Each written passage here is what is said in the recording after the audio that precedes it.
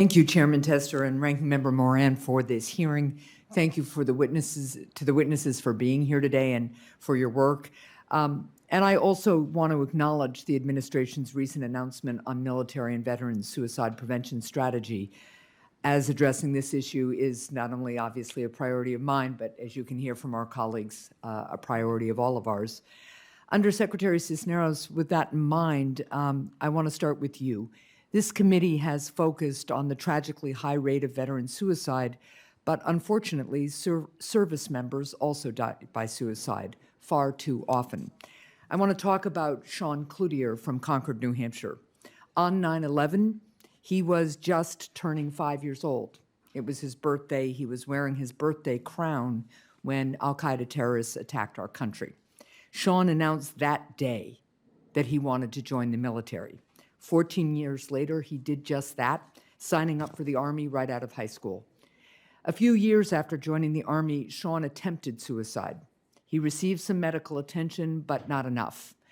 And 2 months later, Sean died by suicide at the age of 22. His mother, Patricia Cloutier, is an advocate for suicide prevention among service members and veterans. So, Undersecretary Cisneros, it's clear that the Department of Defense has to do more to help stop preventable tragedies like Sean's. You've gotten questions about this already from Senators Brown, Hirono, just now Cassidy, but can you discuss with more specifics how the administration's new suicide prevention plan would help current service members and what more the agency can do? Well, thank you for that question, Senator, and really my sympathies are with Sean and his family, and it's a tragic story that we've heard about from one too many service members who have gone through this.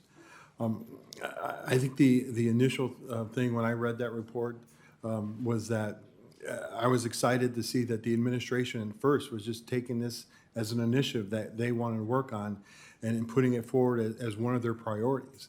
I think that alone is going to be something that's going to help move this forward. That's going to make it a priority not only for the VA and the Department of Defense, but for the entire administration and hopefully the entire country. I believe there's a section on there about lethal means that needs to be addressed as part of one of the reasons that this is happening.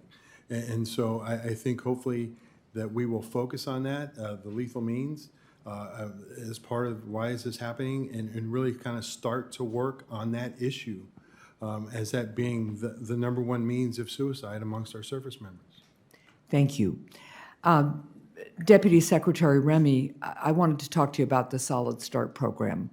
I have a bipartisan bill with Senators Kramer and Cassidy that focuses on service members' transition to civilian life, and it strengthens the Solid Start program, which, as you know, is a VA initiative that the prior administration started. It's an initiative that requires contact to every veteran 3 times in the first year after they leave active duty to check in and help connect them to VA programs and benefits. Those contacts can help support veterans in any number of ways, including helping to address veteran suicide. I was pleased that this committee recently voted unanimously to pass this bill, and I will keep pushing to get it signed into law by the end of the year. Can you speak to the successes that you've seen with the Solid Start program for veterans readjusting to civilian life and how strengthening it will benefit veterans? Thank you, Senator, for that question. And I too, am saddened by the story that you described when you were asking Secretary Cisneros this question. This is a really good program, and I'm excited about it.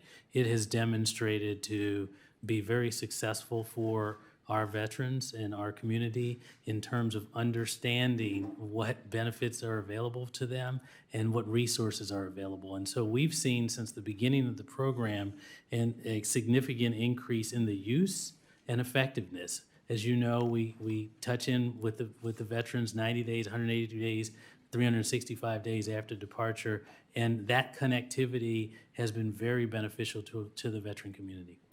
Well, I appreciate that, and I look forward to working with you on that. I have 2 additional questions that I will submit for the record, one about the Transition Assistance Program and one about the impact of substance misuse disorders and opioids in particular for our service members and our veterans, and I'd look forward to working with you both on that. Again, thank you for being here. Thank you, Mr. Chair. Thank you, Senator.